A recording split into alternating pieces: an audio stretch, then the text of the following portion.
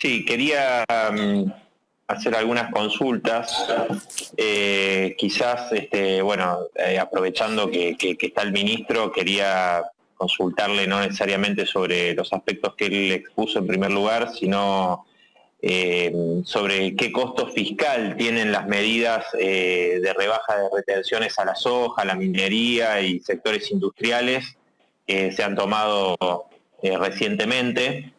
Y también quería, teniendo en cuenta que estas medidas tienen como consecuencia, o muy probable consecuencia, el traslado a precios, ¿qué cambios habrá en el porcentaje de inflación que está estimado en el presupuesto de 29% para el 2021, que ha presentado el Poder Ejecutivo? Si va a haber algún cambio con respecto a las proyecciones de inflación.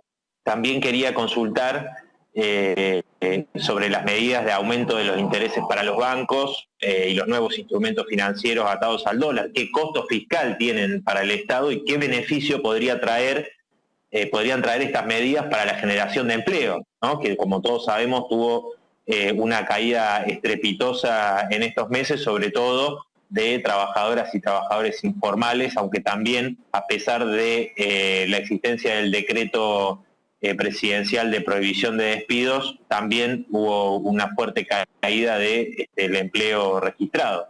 También quería hacer una consulta específica sobre el programa de trabajo autogestivo, el PTA, que cobran fábricas recuperadas, trabajadores y trabajadoras de fábricas recuperadas, para dar un ejemplo, que existe la incertidumbre entre muchos trabajadores y trabajadoras sobre la continuidad de este plan, ya que puede abarcar desde que una cooperativa ingresa en este plan hasta 5 meses, entonces muchos trabajadores ya se les terminaría el PTA. Por eso quería consultar si va a haber una continuidad, si van a tener una continuidad más allá de estos 5 meses, es decir, por cuánto tiempo va a ser, y van a aumentar montos, ¿no? Porque sabemos que los montos son realmente muy insuficientes.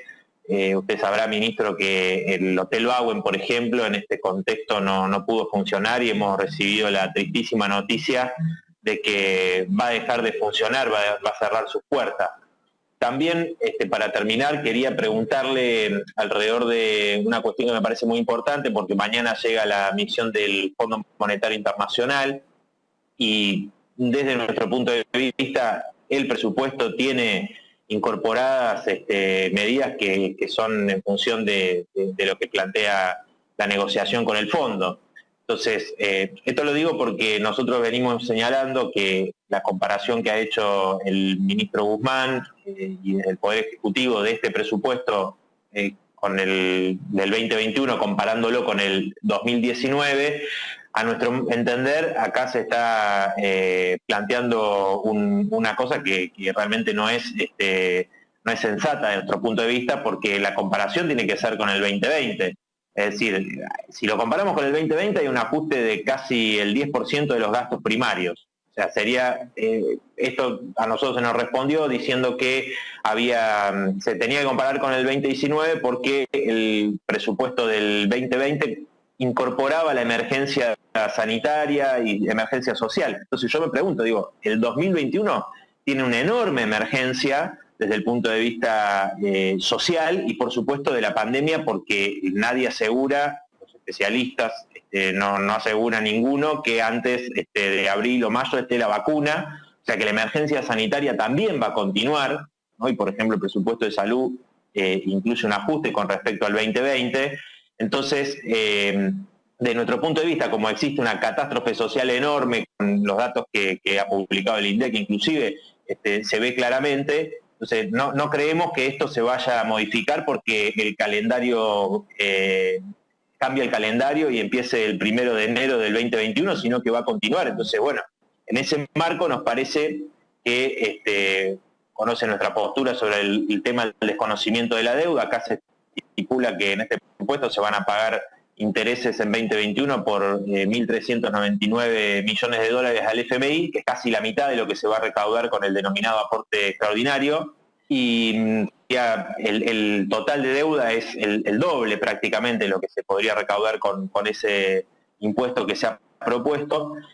Y entonces mi pregunta sería si el presupuesto ya contempla, ¿no?, las exigencias del Fondo Monetario Internacional en materia de ajuste fiscal, salarios, tarifas, jubilaciones, tributos, etcétera. Digo esto porque inclusive también ha habido un ajuste en los salarios de los trabajadores estatales nacionales, que van a tener a partir de octubre un aumento del 7%, cuando la inflación está estipulada inclusive en el mensaje del presupuesto 2021, la inflación del 2020 que estima el Poder Ejecutivo es de 32%, o sea, 7% de aumento a partir de octubre, claro ajuste que se suma al ajuste que ya tuvieron los salarios de los trabajadores del Estado con Macri, que perdieron aproximadamente un 35%.